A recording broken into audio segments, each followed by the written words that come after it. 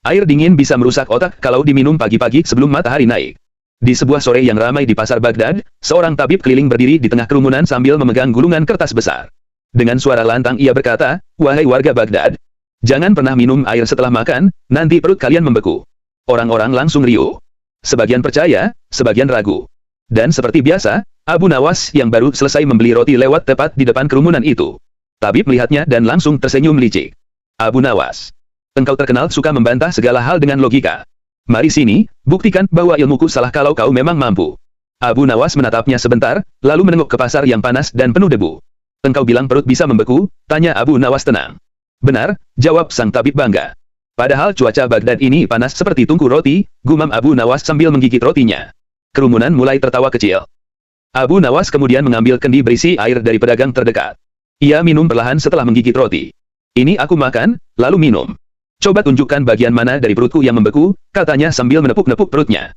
Tabib keliling mendengus. "Tidak langsung. Itu prosesnya lama." "Ah, begitu." Abu Nawas mengangguk. "Kalau begitu, setiap orang yang minum es saat musim panas seharusnya mati membeku juga." Orang-orang mulai berbisik, sebagian menyadari bahwa ucapan tabib mulai goyah. Abu Nawas mengangkat jari. Tubuh manusia itu jauh lebih panas daripada air yang diminum. Air masuk, tubuh menyesuaikan suhu. Kalau air bisa membekukan perut, tentu saat mandi di sungai Tigris kita semua jadi bongkahan es. Kerumunan tertawa terbahak-bahak. Tabib keliling belum menyerah. Ia mengeluarkan gulungan lain. "Kalau begitu, mitos kedua.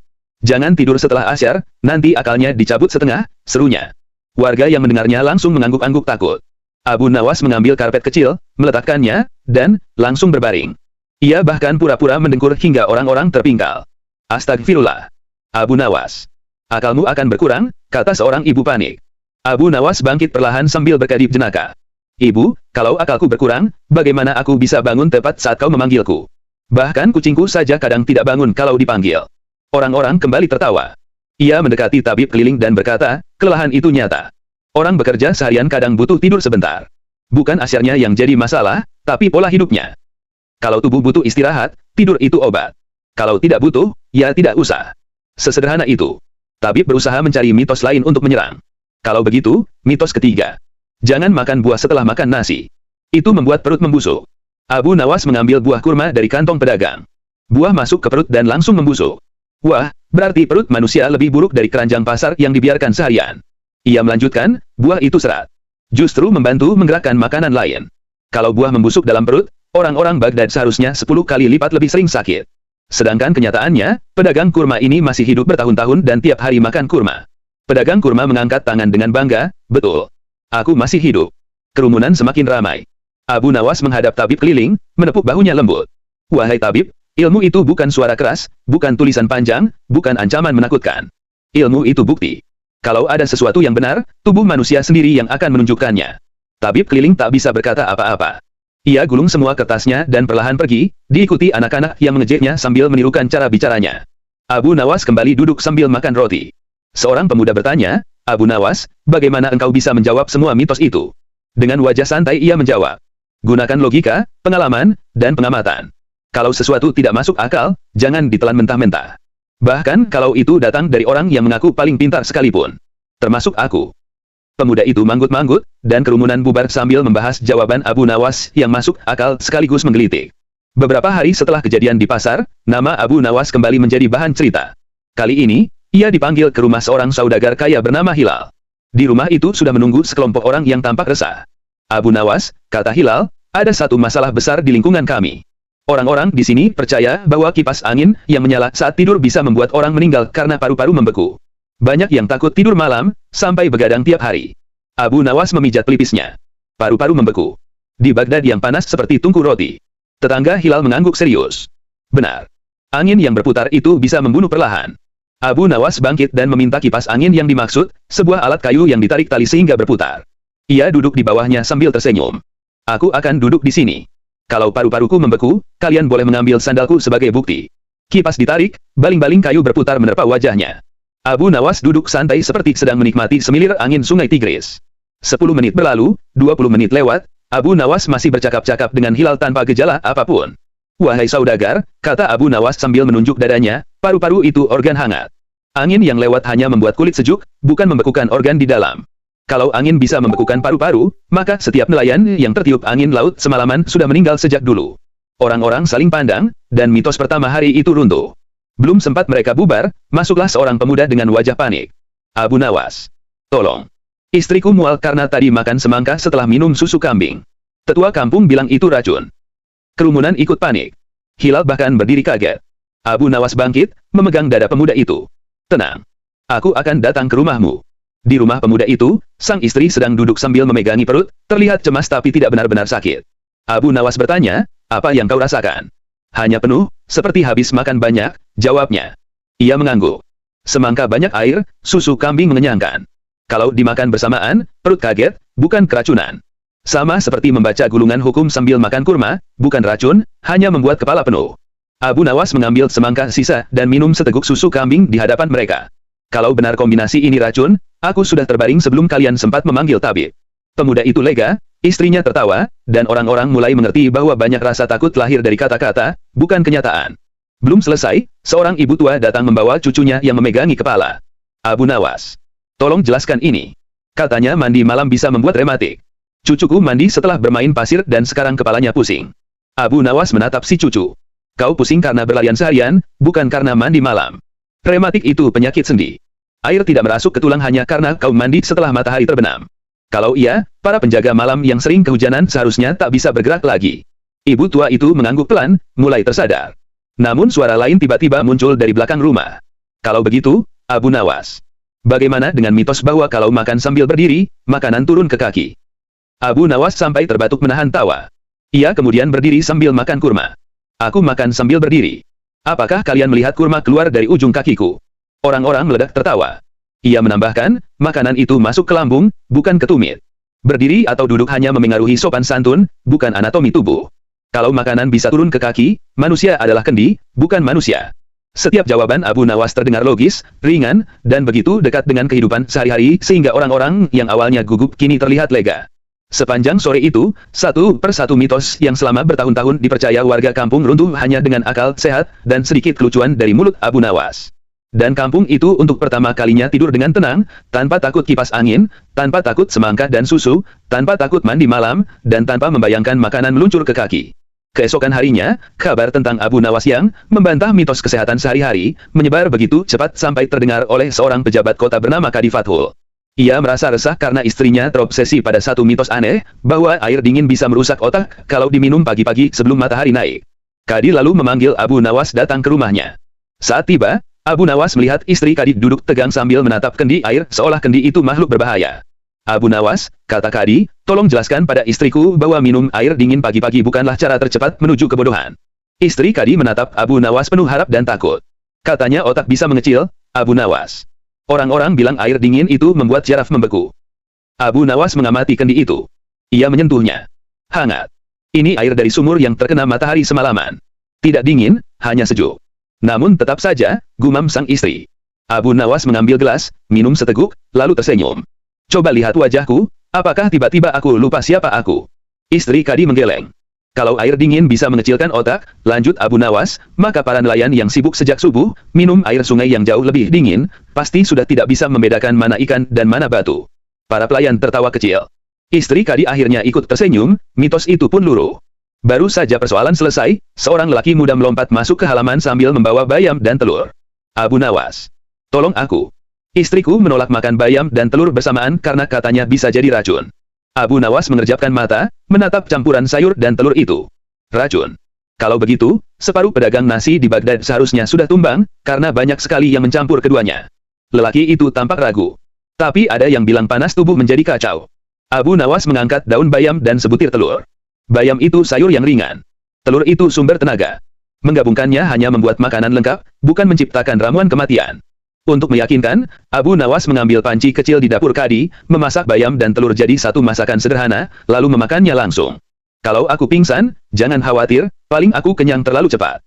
Semua tertawa, kecuali lelaki tadi yang kini tampak lega. Belum sempat ia duduk, seorang tetangga Kadi datang membawa anak kecil yang menggigit bibir menahan gatal. Abu Nawas. Anak ini bermain hujan, lalu makan es batu. Katanya itu bisa membuat paru-parunya berlubang. Abu Nawas menatap langit yang teduh. Bermain hujan membuat kedinginan. Makan es batu membuat dingin di mulut. Itu saja. Paru-paru tidak berlubang hanya karena bertemu hal dingin. Ia jongkok di depan si anak. Di mana yang terasa tidak enak? Leher, dingin, jawab si bocah. Itu karena kau menelan es terlalu cepat. Bukan paru-paru kamu yang berlubang, hanya tubuhmu yang kaget.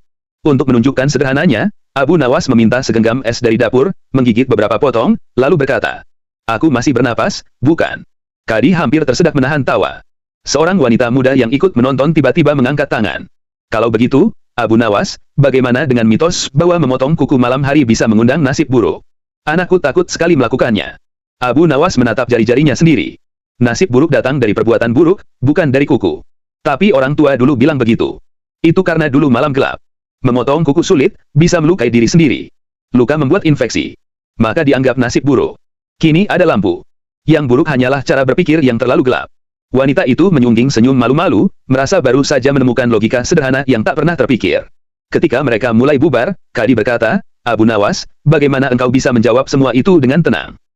Abu Nawas berjalan menuju pintu sambil memeriksa sandal sebelah kanan yang talinya longgar. Karena banyak ketakutan lahir bukan dari kenyataan, tapi dari cerita yang diwariskan tanpa ditanya ulang. Kalau orang belajar sedikit saja tentang bagaimana tubuh bekerja, kebanyakan mitos akan jatuh sebelum sempat menakut-nakuti.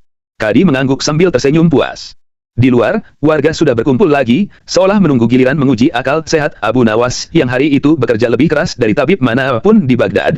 Belum sempat Abu Nawas melangkah jauh dari rumah Kadi, seorang pemuda bertubuh kekar menghadangnya sambil membawa sebuah kantong berisi kopi hitam. "Abu Nawas, aku butuh penjelasan terakhir. Di kampungku, ada mitos bahwa minum kopi bisa membuat jantung berlubang. Ibuku melarangku meminumnya setiap pagi sebelum bekerja." Abu Nawas menatap pemuda itu dari ujung rambut hingga kaki. "Kau bekerja apa?" "Tukang angkut karung gandum." "Dan kau kuat mengangkat karung sebesar itu setiap hari?" "Ya, tentu saja." Abu Nawas mengambil kantong kopi itu, mencium aromanya, lalu tertawa. Kalau kopi bisa melubangi jantung, maka para pedagang Turki yang minum 3 gelas sebelum subuh sudah berkeping-keping sejak bertahun-tahun lalu. Pemuda itu masih ragu. "Tapi kenapa rasanya dada berdebar setelah minum?" Abu Nawas menepuk bahunya. "Itu tanda jantungmu bekerja. Bukan berlubang. Kau minum sesuatu yang membuatmu segar, tubuh merespons. Sama seperti kau melihat gadis cantik lewat, jantungmu juga berdebar, tapi tidak berlubang." Kerumunan yang mengikuti sejak tadi meledak tertawa. Setelah menjelaskan dengan sederhana bahwa kopi hanyalah minuman yang merangsang tubuh untuk lebih waspada, Abu Nawas memberikan secangkir air dan menyuruh pemuda itu minum perlahan. "Kau lihat. Sekarang tenang. Yang membuat jantungmu tidak tenang adalah ketakutanmu sendiri, bukan kopinya." Pemuda itu tampak lega. Ia berterima kasih sambil membungkuk, lalu pergi sambil menggenggam kantong kopi seperti baru saja memenangkan sesuatu. Abu Nawas melanjutkan perjalanan pulang, namun beberapa anak kecil mengikuti di belakangnya, berbaris seperti angsa. Seorang anak paling kecil bertanya polos, "Abu Nawas, apakah benar kalau kita sering bertanya, kepala bisa berlubang karena terlalu banyak berpikir?" Abu Nawas berhenti dan menatap anak itu serius, lalu tiba-tiba tersenyum. Kalau kepala bisa berlubang hanya karena banyak berpikir, Baghdad sudah penuh orang berkepala bocor, terutama para hakim dan pedagang. Anak-anak terbahak, sebagian hampir jatuh karena terlalu keras tertawa. Abu Nawas menunduk ke anak itu. "Bertanya itu membuat pikiranmu tumbuh, bukan berlubang. Yang membuat kepala bermasalah justru ketika kau berhenti bertanya." Anak itu mengangguk, bangga seolah baru mendapat harta karun. Saat matahari mulai condong, angin sore menyapu jalanan Baghdad yang penuh debu. Warga perlahan kembali ke rumah masing-masing, dan bisik-bisik tentang mitos kesehatan, yang selama bertahun-tahun menakut-nakuti mereka kini berubah menjadi candaan yang ringan. Di ujung jalan sempit itu, Abu Nawas berjalan santai membawa roti dan segelas air. Ia menengok ke pasar yang mulai sepi, lalu bergumam. Seandainya ketakutan bisa diobati seperti batuk, mungkin Baghdad akan lebih damai. Lalu ia menguap kecil, duduk di dekat sumur, dan meneguk air tanpa peduli cerita-cerita lama yang terus berjatuhan di belakangnya, satu persatu, tumbang oleh akal sehat dan tawa warga kota. Air dingin bisa merusak otak kalau diminum pagi-pagi sebelum matahari naik. Di sebuah sore yang ramai di pasar Baghdad, seorang tabib keliling berdiri di tengah kerumunan sambil memegang gulungan kertas besar. Dengan suara lantang ia berkata, "Wahai warga Baghdad, jangan pernah minum air setelah makan, nanti perut kalian membeku." Orang-orang langsung riuh. Sebagian percaya, sebagian ragu. Dan seperti biasa, Abu Nawas yang baru selesai membeli roti lewat tepat di depan kerumunan itu. Tabib melihatnya dan langsung tersenyum licik. "Abu Nawas, engkau terkenal suka membantah segala hal dengan logika. Mari sini, buktikan bahwa ilmuku salah kalau kau memang mampu." Abu Nawas menatapnya sebentar, lalu menengok ke pasar yang panas dan penuh debu. "Engkau bilang perut bisa membeku?" tanya Abu Nawas tenang. "Benar," jawab sang tabib bangga. "Padahal cuaca Baghdad ini panas seperti tungku roti," gumam Abu Nawas sambil menggigit rotinya. Kerumunan mulai tertawa kecil. Abu Nawas kemudian mengambil kendi berisi air dari pedagang terdekat. Ia minum perlahan setelah menggigit roti. Ini aku makan, lalu minum. Coba tunjukkan bagian mana dari perutku yang membeku, katanya sambil menepuk-nepuk perutnya. Tabib keliling mendengus. Tidak langsung. Itu prosesnya lama. Ah, begitu. Abu Nawas mengangguk. Kalau begitu, setiap orang yang minum es saat musim panas seharusnya mati membeku juga. Orang-orang mulai berbisik, sebagian menyadari bahwa ucapan tabib mulai goyah. Abu Nawas mengangkat jari. Tubuh manusia itu jauh lebih panas daripada air yang diminum. Air masuk, tubuh menyesuaikan suhu. Kalau air bisa membekukan perut, tentu saat mandi di sungai Tigris kita semua jadi bongkahan es. Kerumunan tertawa terbahak-bahak. Tabib keliling belum menyerah. Ia mengeluarkan gulungan lain. Kalau begitu, mitos kedua. Jangan tidur setelah asyar, nanti akalnya dicabut setengah, serunya. Warga yang mendengarnya langsung mengangguk-angguk takut. Abu Nawas mengambil karpet kecil, meletakkannya, dan langsung berbaring. Ia bahkan pura-pura mendengkur hingga orang-orang terpingkal. Astagfirullah. Abu Nawas. Akalmu akan berkurang, kata seorang ibu panik. Abu Nawas bangkit perlahan sambil berkedip jenaka. Ibu, kalau akalku berkurang, bagaimana aku bisa bangun tepat saat kau memanggilku? Bahkan kucingku saja kadang tidak bangun kalau dipanggil. Orang-orang kembali tertawa. Ia mendekati tabib keliling dan berkata, kelelahan itu nyata. Orang bekerja seharian kadang butuh tidur sebentar. Bukan asyarnya yang jadi masalah, tapi pola hidupnya. Kalau tubuh butuh istirahat, tidur itu obat. Kalau tidak butuh, ya tidak usah. Sesederhana itu. Tabib berusaha mencari mitos lain untuk menyerang. Kalau begitu, mitos ketiga. Jangan makan buah setelah makan nasi. Itu membuat perut membusuk. Abu Nawas mengambil buah kurma dari kantong pedagang. Buah masuk ke perut dan langsung membusuk. Wah, berarti perut manusia lebih buruk dari keranjang pasar yang dibiarkan seharian. Ia melanjutkan, buah itu serat. Justru membantu menggerakkan makanan lain. Kalau buah membusuk dalam perut, orang-orang Baghdad seharusnya 10 kali lipat lebih sering sakit. Sedangkan kenyataannya, pedagang kurma ini masih hidup bertahun-tahun dan tiap hari makan kurma. Pedagang kurma mengangkat tangan dengan bangga, betul. Aku masih hidup. Kerumunan semakin ramai. Abu Nawas menghadap tabib keliling, menepuk bahunya lembut. Wahai tabib, ilmu itu bukan suara keras, bukan tulisan panjang, bukan ancaman menakutkan. Ilmu itu bukti. Kalau ada sesuatu yang benar, tubuh manusia sendiri yang akan menunjukkannya. Tabib keliling tak bisa berkata apa-apa. Ia gulung semua kertasnya dan perlahan pergi, diikuti anak-anak yang mengejeknya sambil menirukan cara bicaranya. Abu Nawas kembali duduk sambil makan roti. Seorang pemuda bertanya, Abu Nawas, bagaimana engkau bisa menjawab semua mitos itu? Dengan wajah santai ia menjawab. Gunakan logika, pengalaman, dan pengamatan. Kalau sesuatu tidak masuk akal, jangan ditelan mentah-mentah. Bahkan kalau itu datang dari orang yang mengaku paling pintar sekalipun. Termasuk aku. Pemuda itu manggut-manggut, dan kerumunan bubar sambil membahas jawaban Abu Nawas yang masuk akal sekaligus menggelitik. Beberapa hari setelah kejadian di pasar, nama Abu Nawas kembali menjadi bahan cerita. Kali ini, ia dipanggil ke rumah seorang saudagar kaya bernama Hilal. Di rumah itu sudah menunggu sekelompok orang yang tampak resah. Abu Nawas, kata Hilal, ada satu masalah besar di lingkungan kami. Orang-orang di sini percaya bahwa kipas angin yang menyala saat tidur bisa membuat orang meninggal karena paru-paru membeku. Banyak yang takut tidur malam, sampai begadang tiap hari. Abu Nawas memijat pelipisnya. Paru-paru membeku. Di Baghdad yang panas seperti tungku roti. Tetangga Hilal mengangguk serius. Benar. Angin yang berputar itu bisa membunuh perlahan. Abu Nawas bangkit dan meminta kipas angin yang dimaksud, sebuah alat kayu yang ditarik tali sehingga berputar. Ia duduk di bawahnya sambil tersenyum. Aku akan duduk di sini. Kalau paru-paruku membeku, kalian boleh mengambil sandalku sebagai bukti. Kipas ditarik, baling-baling kayu berputar menerpa wajahnya. Abu Nawas duduk santai seperti sedang menikmati semilir angin sungai Tigris. 10 menit berlalu, 20 menit lewat, Abu Nawas masih bercakap-cakap dengan Hilal tanpa gejala apapun. Wahai saudagar, kata Abu Nawas sambil menunjuk dadanya, paru-paru itu organ hangat. Angin yang lewat hanya membuat kulit sejuk, bukan membekukan organ di dalam. Kalau angin bisa membekukan paru-paru, maka setiap nelayan yang tertiup angin laut semalaman sudah meninggal sejak dulu. Orang-orang saling pandang, dan mitos pertama hari itu runtuh. Belum sempat mereka bubar, masuklah seorang pemuda dengan wajah panik. Abu Nawas. Tolong. Istriku mual karena tadi makan semangka setelah minum susu kambing. Tetua kampung bilang itu racun. Kerumunan ikut panik. Hilal bahkan berdiri kaget. Abu Nawas bangkit, memegang dada pemuda itu. Tenang. Aku akan datang ke rumahmu. Di rumah pemuda itu, sang istri sedang duduk sambil memegangi perut, terlihat cemas tapi tidak benar-benar sakit. Abu Nawas bertanya, apa yang kau rasakan? Hanya penuh, seperti habis makan banyak, jawabnya. Ia mengangguk. Semangka banyak air, susu kambing mengenyangkan. Kalau dimakan bersamaan, perut kaget, bukan keracunan. Sama seperti membaca gulungan hukum sambil makan kurma, bukan racun, hanya membuat kepala penuh. Abu Nawas mengambil semangka sisa dan minum seteguk susu kambing di hadapan mereka. Kalau benar kombinasi ini racun, aku sudah terbaring sebelum kalian sempat memanggil tabib. Pemuda itu lega, istrinya tertawa, dan orang-orang mulai mengerti bahwa banyak rasa takut lahir dari kata-kata, bukan kenyataan. Belum selesai, seorang ibu tua datang membawa cucunya yang memegangi kepala. Abu Nawas, tolong jelaskan ini. Katanya mandi malam bisa membuat rematik. Cucuku mandi setelah bermain pasir dan sekarang kepalanya pusing. Abu Nawas menatap si cucu. Kau pusing karena berlarian seharian, bukan karena mandi malam. Rematik itu penyakit sendi. Air tidak merasuk ke tulang hanya karena kau mandi setelah matahari terbenam. Kalau iya, para penjaga malam yang sering kehujanan seharusnya tak bisa bergerak lagi. Ibu tua itu mengangguk pelan, mulai tersadar. Namun suara lain tiba-tiba muncul dari belakang rumah. Kalau begitu, Abu Nawas, bagaimana dengan mitos bahwa kalau makan sambil berdiri, makanan turun ke kaki? Abu Nawas sampai terbatuk menahan tawa. Ia kemudian berdiri sambil makan kurma. Aku makan sambil berdiri. Apakah kalian melihat kurma keluar dari ujung kakiku? Orang-orang meledak tertawa. Ia menambahkan, makanan itu masuk ke lambung, bukan ke tumit.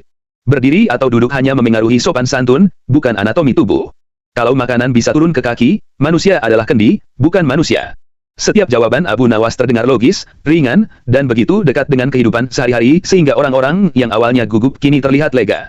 Sepanjang sore itu, satu persatu mitos yang selama bertahun-tahun dipercaya warga kampung runtuh hanya dengan akal sehat dan sedikit kelucuan dari mulut Abu Nawas.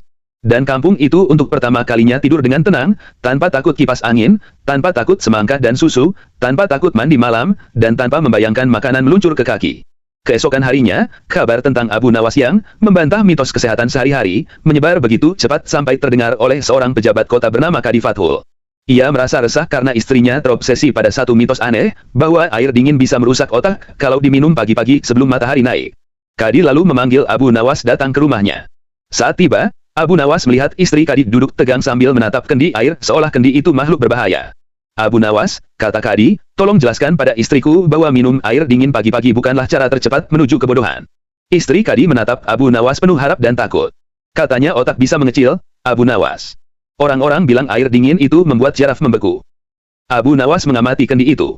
Ia menyentuhnya. Hangat. Ini air dari sumur yang terkena matahari semalaman. Tidak dingin, hanya sejuk. Namun tetap saja, gumam sang istri. Abu Nawas mengambil gelas, minum seteguk, lalu tersenyum. Coba lihat wajahku, apakah tiba-tiba aku lupa siapa aku? Istri Kadi menggeleng. Kalau air dingin bisa mengecilkan otak, lanjut Abu Nawas, maka para nelayan yang sibuk sejak subuh, minum air sungai yang jauh lebih dingin, pasti sudah tidak bisa membedakan mana ikan dan mana batu. Para pelayan tertawa kecil. Istri Kadi akhirnya ikut tersenyum, mitos itu pun luruh. Baru saja persoalan selesai, seorang lelaki muda melompat masuk ke halaman sambil membawa bayam dan telur. Abu Nawas, tolong aku. Istriku menolak makan bayam dan telur bersamaan karena katanya bisa jadi racun. Abu Nawas mengerjapkan mata, menatap campuran sayur dan telur itu. Racun. Kalau begitu, separuh pedagang nasi di Baghdad seharusnya sudah tumbang, karena banyak sekali yang mencampur keduanya. Lelaki itu tampak ragu. Tapi ada yang bilang panas tubuh menjadi kacau. Abu Nawas mengangkat daun bayam dan sebutir telur. Bayam itu sayur yang ringan. Telur itu sumber tenaga. Menggabungkannya hanya membuat makanan lengkap, bukan menciptakan ramuan kematian. Untuk meyakinkan, Abu Nawas mengambil panci kecil di dapur Kadi, memasak bayam dan telur jadi satu masakan sederhana, lalu memakannya langsung. Kalau aku pingsan, jangan khawatir, paling aku kenyang terlalu cepat. Semua tertawa, kecuali lelaki tadi yang kini tampak lega. Belum sempat ia duduk, seorang tetangga Kadi datang membawa anak kecil yang menggigit bibir menahan gatal. Abu Nawas. Anak ini bermain hujan, lalu makan es batu. Katanya itu bisa membuat paru-parunya berlubang. Abu Nawas menatap langit yang teduh. Bermain hujan membuat kedinginan. Makan es batu membuat dingin di mulut. Itu saja. Paru-paru tidak berlubang hanya karena bertemu hal dingin. Ia jongkok di depan si anak. Di mana yang terasa tidak enak? Leher, dingin, jawab si bocah. Itu karena kau menelan es terlalu cepat. Bukan paru-paru kamu yang berlubang, hanya tubuhmu yang kaget. Untuk menunjukkan sederhananya, Abu Nawas meminta segenggam es dari dapur, menggigit beberapa potong, lalu berkata, aku masih bernapas, bukan? Kadi hampir tersedak menahan tawa. Seorang wanita muda yang ikut menonton tiba-tiba mengangkat tangan. Kalau begitu, Abu Nawas, bagaimana dengan mitos bahwa memotong kuku malam hari bisa mengundang nasib buruk? Anakku takut sekali melakukannya. Abu Nawas menatap jari-jarinya sendiri. Nasib buruk datang dari perbuatan buruk, bukan dari kuku. Tapi orang tua dulu bilang begitu. Itu karena dulu malam gelap. Memotong kuku sulit, bisa melukai diri sendiri. Luka membuat infeksi. Maka dianggap nasib buruk. Kini ada lampu. Yang buruk hanyalah cara berpikir yang terlalu gelap. Wanita itu menyungging senyum malu-malu, merasa baru saja menemukan logika sederhana yang tak pernah terpikir. Ketika mereka mulai bubar, Kadi berkata, Abu Nawas, bagaimana engkau bisa menjawab semua itu dengan tenang? Abu Nawas berjalan menuju pintu sambil memeriksa sandal sebelah kanan yang talinya longgar. Karena banyak ketakutan lahir bukan dari kenyataan, tapi dari cerita yang diwariskan tanpa ditanya ulang. Kalau orang belajar sedikit saja tentang bagaimana tubuh bekerja, kebanyakan mitos akan jatuh sebelum sempat menakut-nakuti. Kadi mengangguk sambil tersenyum puas. Di luar, warga sudah berkumpul lagi, seolah menunggu giliran menguji akal sehat Abu Nawas yang hari itu bekerja lebih keras dari tabib manapun di Baghdad. Belum sempat Abu Nawas melangkah jauh dari rumah Kadi, seorang pemuda bertubuh kekar menghadangnya sambil membawa sebuah kantong berisi kopi hitam. Abu Nawas, aku butuh penjelasan terakhir. Di kampungku, ada mitos bahwa minum kopi bisa membuat jantung berlubang. Ibuku melarangku meminumnya setiap pagi sebelum bekerja. Abu Nawas menatap pemuda itu dari ujung rambut hingga kaki. Kau bekerja apa? Tukang angkut karung gandum. Dan kau kuat mengangkat karung sebesar itu setiap hari? Ya, tentu saja. Abu Nawas mengambil kantong kopi itu, mencium aromanya, lalu tertawa. Kalau kopi bisa melubangi jantung, maka para pedagang Turki yang minum 3 gelas sebelum subuh sudah berkeping-keping sejak bertahun-tahun lalu. Pemuda itu masih ragu. Tapi kenapa rasanya dada berdebar setelah minum? Abu Nawas menepuk bahunya. Itu tanda jantungmu bekerja. Bukan berlubang. Kau minum sesuatu yang membuatmu segar, tubuh merespons. Sama seperti kau melihat gadis cantik lewat, jantungmu juga berdebar, tapi tidak berlubang. Kerumunan yang mengikuti sejak tadi meledak tertawa. Setelah menjelaskan dengan sederhana bahwa kopi hanyalah minuman yang merangsang tubuh untuk lebih waspada, Abu Nawas memberikan secangkir air dan menyuruh pemuda itu minum perlahan. Kau lihat. Sekarang tenang. Yang membuat jantungmu tidak tenang adalah ketakutanmu sendiri, bukan kopinya. Pemuda itu tampak lega. Ia berterima kasih sambil membungkuk, lalu pergi sambil menggenggam kantong kopi seperti baru saja memenangkan sesuatu. Abu Nawas melanjutkan perjalanan pulang, namun beberapa anak kecil mengikuti di belakangnya, berbaris seperti angsa. Seorang anak paling kecil bertanya polos. Abu Nawas, apakah benar kalau kita sering bertanya, kepala bisa berlubang karena terlalu banyak berpikir? Abu Nawas berhenti dan menatap anak itu serius, lalu tiba-tiba tersenyum. Kalau kepala bisa berlubang hanya karena banyak berpikir, Baghdad sudah penuh orang berkepala bocor, terutama para hakim dan pedagang. Anak-anak terbahak, sebagian hampir jatuh karena terlalu keras tertawa. Abu Nawas menunduk ke anak itu. Bertanya itu membuat pikiranmu tumbuh, bukan berlubang. Yang membuat kepala bermasalah justru ketika kau berhenti bertanya. Anak itu mengangguk, bangga seolah baru mendapat harta karun. Saat matahari mulai condong, angin sore menyapu jalanan Baghdad yang penuh debu. Warga perlahan kembali ke rumah masing-masing, dan bisik-bisik tentang mitos kesehatan, yang selama bertahun-tahun menakut-nakuti mereka kini berubah menjadi candaan yang ringan. Di ujung jalan sempit itu, Abu Nawas berjalan santai membawa roti dan segelas air. Ia menengok ke pasar yang mulai sepi, lalu bergumam. Seandainya ketakutan bisa diobati seperti batuk, mungkin Baghdad akan lebih damai. Lalu ia menguap kecil, duduk di dekat sumur, dan meneguk air tanpa peduli cerita-cerita lama yang terus berjatuhan di belakangnya, satu persatu, tumbang oleh akal sehat dan tawa warga kota. Air dingin bisa merusak otak kalau diminum pagi-pagi sebelum matahari naik. Di sebuah sore yang ramai di pasar Baghdad, seorang tabib keliling berdiri di tengah kerumunan sambil memegang gulungan kertas besar. Dengan suara lantang ia berkata, "Wahai warga Baghdad, jangan pernah minum air setelah makan, nanti perut kalian membeku." Orang-orang langsung riuh. Sebagian percaya, sebagian ragu. Dan seperti biasa, Abu Nawas yang baru selesai membeli roti lewat tepat di depan kerumunan itu. Tabib melihatnya dan langsung tersenyum licik. Abu Nawas, engkau terkenal suka membantah segala hal dengan logika. Mari sini, buktikan bahwa ilmuku salah kalau kau memang mampu. Abu Nawas menatapnya sebentar, lalu menengok ke pasar yang panas dan penuh debu. Engkau bilang perut bisa membeku? Tanya Abu Nawas tenang. Benar, jawab sang tabib bangga. Padahal cuaca Baghdad ini panas seperti tungku roti, gumam Abu Nawas sambil menggigit rotinya. Kerumunan mulai tertawa kecil. Abu Nawas kemudian mengambil kendi berisi air dari pedagang terdekat. Ia minum perlahan setelah menggigit roti. Ini aku makan, lalu minum. Coba tunjukkan bagian mana dari perutku yang membeku, katanya sambil menepuk-nepuk perutnya. Tabib keliling mendengus. Tidak langsung. Itu prosesnya lama. Ah, begitu. Abu Nawas mengangguk. Kalau begitu, setiap orang yang minum es saat musim panas seharusnya mati membeku juga. Orang-orang mulai berbisik, sebagian menyadari bahwa ucapan tabib mulai goyah. Abu Nawas mengangkat jari. Tubuh manusia itu jauh lebih panas daripada air yang diminum. Air masuk, tubuh menyesuaikan suhu.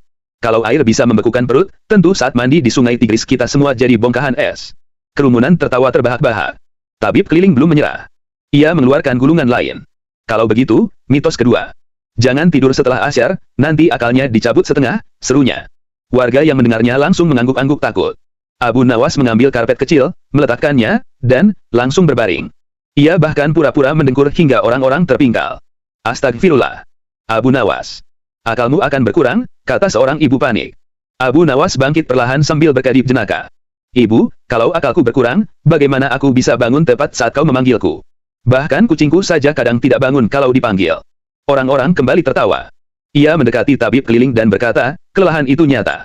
Orang bekerja seharian kadang butuh tidur sebentar. Bukan asyarnya yang jadi masalah, tapi pola hidupnya. Kalau tubuh butuh istirahat, tidur itu obat. Kalau tidak butuh, ya tidak usah. Sesederhana itu.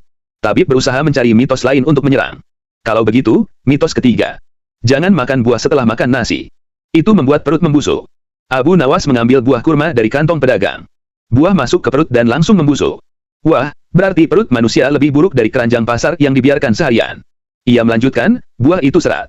Justru membantu menggerakkan makanan lain. Kalau buah membusuk dalam perut, orang-orang Baghdad seharusnya 10 kali lipat lebih sering sakit. Sedangkan kenyataannya, pedagang kurma ini masih hidup bertahun-tahun dan tiap hari makan kurma. Pedagang kurma mengangkat tangan dengan bangga, betul. Aku masih hidup. Kerumunan semakin ramai. Abu Nawas menghadap tabib keliling, menepuk bahunya lembut. Wahai tabib, ilmu itu bukan suara keras, bukan tulisan panjang, bukan ancaman menakutkan. Ilmu itu bukti. Kalau ada sesuatu yang benar, tubuh manusia sendiri yang akan menunjukkannya. Tabib keliling tak bisa berkata apa-apa. Ia gulung semua kertasnya dan perlahan pergi, diikuti anak-anak yang mengejeknya sambil menirukan cara bicaranya. Abu Nawas kembali duduk sambil makan roti. Seorang pemuda bertanya, Abu Nawas, bagaimana engkau bisa menjawab semua mitos itu? Dengan wajah santai ia menjawab. Gunakan logika, pengalaman, dan pengamatan. Kalau sesuatu tidak masuk akal, jangan ditelan mentah-mentah. Bahkan kalau itu datang dari orang yang mengaku paling pintar sekalipun. Termasuk aku. Pemuda itu manggut-manggut, dan kerumunan bubar sambil membahas jawaban Abu Nawas yang masuk akal sekaligus menggelitik. Beberapa hari setelah kejadian di pasar, nama Abu Nawas kembali menjadi bahan cerita. Kali ini, ia dipanggil ke rumah seorang saudagar kaya bernama Hilal. Di rumah itu sudah menunggu sekelompok orang yang tampak resah. Abu Nawas, kata Hilal, ada satu masalah besar di lingkungan kami. Orang-orang di sini percaya bahwa kipas angin yang menyala saat tidur bisa membuat orang meninggal karena paru-paru membeku. Banyak yang takut tidur malam, sampai begadang tiap hari. Abu Nawas memijat pelipisnya. Paru-paru membeku. Di Baghdad yang panas seperti tungku roti. Tetangga Hilal mengangguk serius. Benar. Angin yang berputar itu bisa membunuh perlahan. Abu Nawas bangkit dan meminta kipas angin yang dimaksud, sebuah alat kayu yang ditarik tali sehingga berputar. Ia duduk di bawahnya sambil tersenyum. Aku akan duduk di sini. Kalau paru-paruku membeku, kalian boleh mengambil sandalku sebagai bukti. Kipas ditarik, baling-baling kayu berputar menerpa wajahnya. Abu Nawas duduk santai seperti sedang menikmati semilir angin sungai Tigris. 10 menit berlalu, 20 menit lewat, Abu Nawas masih bercakap-cakap dengan Hilal tanpa gejala apapun. Wahai saudagar, kata Abu Nawas sambil menunjuk dadanya, paru-paru itu organ hangat. Angin yang lewat hanya membuat kulit sejuk, bukan membekukan organ di dalam. Kalau angin bisa membekukan paru-paru, maka setiap nelayan yang tertiup angin laut semalaman sudah meninggal sejak dulu. Orang-orang saling pandang, dan mitos pertama hari itu runtuh. Belum sempat mereka bubar, masuklah seorang pemuda dengan wajah panik. Abu Nawas. Tolong. Istriku mual karena tadi makan semangka setelah minum susu kambing. Tetua kampung bilang itu racun. Kerumunan ikut panik. Hilal bahkan berdiri kaget. Abu Nawas bangkit, memegang dada pemuda itu. Tenang.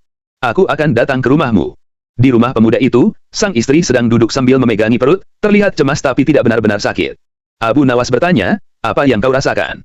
Hanya penuh, seperti habis makan banyak, jawabnya. Ia mengangguk. Semangka banyak air, susu kambing mengenyangkan.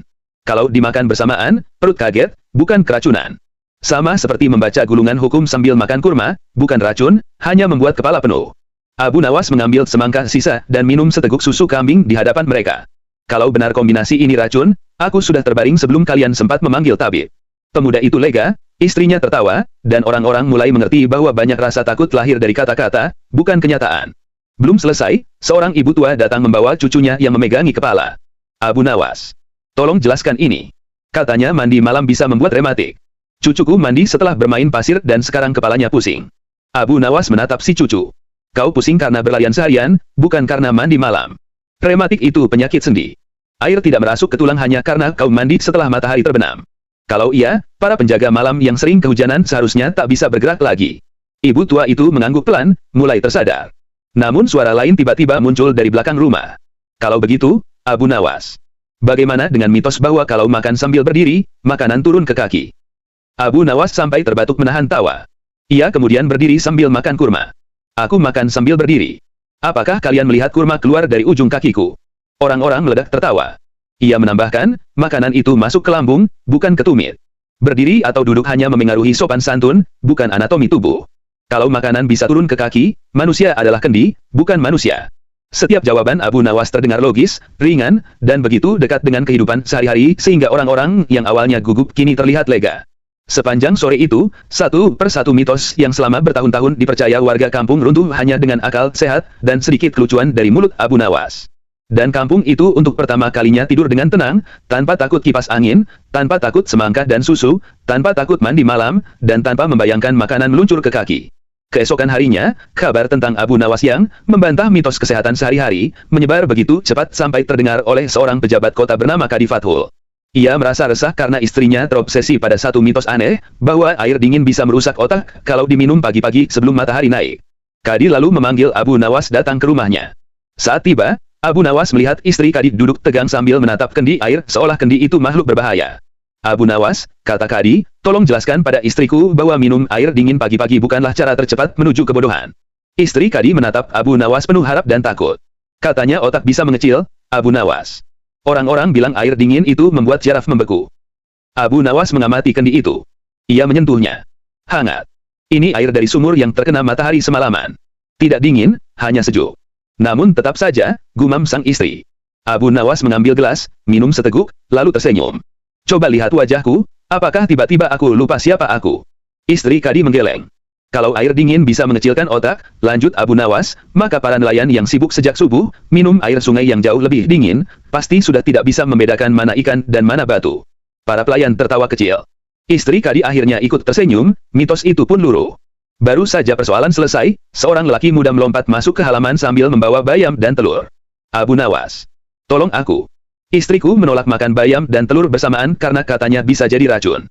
Abu Nawas mengerjapkan mata, menatap campuran sayur dan telur itu. Racun. Kalau begitu, separuh pedagang nasi di Baghdad seharusnya sudah tumbang, karena banyak sekali yang mencampur keduanya. Lelaki itu tampak ragu. Tapi ada yang bilang panas tubuh menjadi kacau. Abu Nawas mengangkat daun bayam dan sebutir telur. Bayam itu sayur yang ringan. Telur itu sumber tenaga. Menggabungkannya hanya membuat makanan lengkap, bukan menciptakan ramuan kematian. Untuk meyakinkan, Abu Nawas mengambil panci kecil di dapur Kadi, memasak bayam dan telur jadi satu masakan sederhana, lalu memakannya langsung. Kalau aku pingsan, jangan khawatir, paling aku kenyang terlalu cepat. Semua tertawa, kecuali lelaki tadi yang kini tampak lega. Belum sempat ia duduk, seorang tetangga Kadi datang membawa anak kecil yang menggigit bibir menahan gatal. Abu Nawas.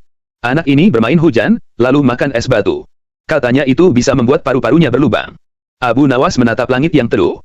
Bermain hujan membuat kedinginan. Makan es batu membuat dingin di mulut. Itu saja. Paru-paru tidak berlubang hanya karena bertemu hal dingin. Ia jongkok di depan si anak. Di mana yang terasa tidak enak? Leher, dingin, jawab si bocah. Itu karena kau menelan es terlalu cepat. Bukan paru-paru kamu yang berlubang, hanya tubuhmu yang kaget. Untuk menunjukkan sederhananya, Abu Nawas meminta segenggam es dari dapur, menggigit beberapa potong, lalu berkata, "Aku masih bernapas, bukan?" Kadi hampir tersedak menahan tawa. Seorang wanita muda yang ikut menonton tiba-tiba mengangkat tangan. Kalau begitu, Abu Nawas, bagaimana dengan mitos bahwa memotong kuku malam hari bisa mengundang nasib buruk? Anakku takut sekali melakukannya. Abu Nawas menatap jari-jarinya sendiri. Nasib buruk datang dari perbuatan buruk, bukan dari kuku. Tapi orang tua dulu bilang begitu. Itu karena dulu malam gelap. Memotong kuku sulit, bisa melukai diri sendiri. Luka membuat infeksi. Maka dianggap nasib buruk. Kini ada lampu. Yang buruk hanyalah cara berpikir yang terlalu gelap. Wanita itu menyungging senyum malu-malu, merasa baru saja menemukan logika sederhana yang tak pernah terpikir. Ketika mereka mulai bubar, Kadi berkata, "Abu Nawas, bagaimana engkau bisa menjawab semua itu dengan tenang?" Abu Nawas berjalan menuju pintu sambil memeriksa sandal sebelah kanan yang talinya longgar. Karena banyak ketakutan lahir bukan dari kenyataan, tapi dari cerita yang diwariskan tanpa ditanya ulang. Kalau orang belajar sedikit saja tentang bagaimana tubuh bekerja, kebanyakan mitos akan jatuh sebelum sempat menakut-nakuti. Kadi mengangguk sambil tersenyum puas. Di luar, warga sudah berkumpul lagi, seolah menunggu giliran menguji akal sehat Abu Nawas yang hari itu bekerja lebih keras dari tabib manapun di Baghdad. Belum sempat Abu Nawas melangkah jauh dari rumah Kadi, seorang pemuda bertubuh kekar menghadangnya sambil membawa sebuah kantong berisi kopi hitam. "Abu Nawas, aku butuh penjelasan terakhir. Di kampungku, ada mitos bahwa minum kopi bisa membuat jantung berlubang. Ibuku melarangku meminumnya setiap pagi sebelum bekerja." Abu Nawas menatap pemuda itu dari ujung rambut hingga kaki. Kau bekerja apa? Tukang angkut karung gandum. Dan kau kuat mengangkat karung sebesar itu setiap hari? Ya, tentu saja. Abu Nawas mengambil kantong kopi itu, mencium aromanya, lalu tertawa. Kalau kopi bisa melubangi jantung, maka para pedagang Turki yang minum 3 gelas sebelum subuh sudah berkeping-keping sejak bertahun-tahun lalu. Pemuda itu masih ragu. Tapi kenapa rasanya dada berdebar setelah minum? Abu Nawas menepuk bahunya. Itu tanda jantungmu bekerja. Bukan berlubang. Kau minum sesuatu yang membuatmu segar, tubuh merespons. Sama seperti kau melihat gadis cantik lewat, jantungmu juga berdebar, tapi tidak berlubang. Kerumunan yang mengikuti sejak tadi meledak tertawa. Setelah menjelaskan dengan sederhana bahwa kopi hanyalah minuman yang merangsang tubuh untuk lebih waspada, Abu Nawas memberikan secangkir air dan menyuruh pemuda itu minum perlahan. Kau lihat. Sekarang tenang. Yang membuat jantungmu tidak tenang adalah ketakutanmu sendiri, bukan kopinya. Pemuda itu tampak lega. Ia berterima kasih sambil membungkuk, lalu pergi sambil menggenggam kantong kopi seperti baru saja memenangkan sesuatu. Abu Nawas melanjutkan perjalanan pulang, namun beberapa anak kecil mengikuti di belakangnya, berbaris seperti angsa. Seorang anak paling kecil bertanya polos. Abu Nawas, apakah benar kalau kita sering bertanya, kepala bisa berlubang karena terlalu banyak berpikir? Abu Nawas berhenti dan menatap anak itu serius, lalu tiba-tiba tersenyum. Kalau kepala bisa berlubang hanya karena banyak berpikir, Baghdad sudah penuh orang berkepala bocor, terutama para hakim dan pedagang. Anak-anak terbahak, sebagian hampir jatuh karena terlalu keras tertawa. Abu Nawas menunduk ke anak itu. Bertanya itu membuat pikiranmu tumbuh, bukan berlubang. Yang membuat kepala bermasalah justru ketika kau berhenti bertanya. Anak itu mengangguk, bangga seolah baru mendapat harta karun. Saat matahari mulai condong, angin sore menyapu jalanan Baghdad yang penuh debu. Warga perlahan kembali ke rumah masing-masing, dan bisik-bisik tentang mitos kesehatan yang selama bertahun-tahun menakut-nakuti mereka kini berubah menjadi candaan yang ringan. Di ujung jalan sempit itu, Abu Nawas berjalan santai membawa roti dan segelas air. Ia menengok ke pasar yang mulai sepi, lalu bergumam. Seandainya ketakutan bisa diobati seperti batuk, mungkin Baghdad akan lebih damai. Lalu ia menguap kecil, duduk di dekat sumur, dan meneguk air tanpa peduli cerita-cerita lama yang terus berjatuhan di belakangnya, satu persatu, tumbang oleh akal sehat dan tawa warga kota.